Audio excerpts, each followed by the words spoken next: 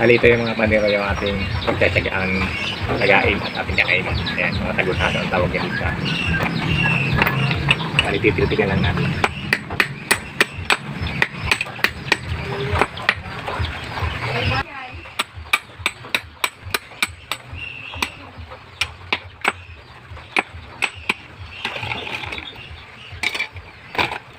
Okay na mga pandero.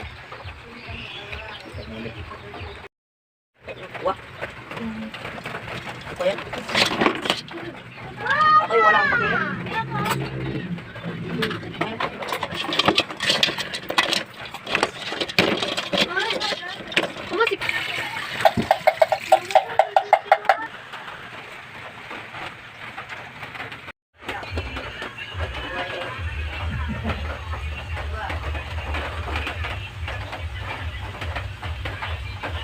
Pandero ang ating nilagang tagunhason at saka yung kagang na napulot natin yung naglalakad dyan sa likod bahay natin.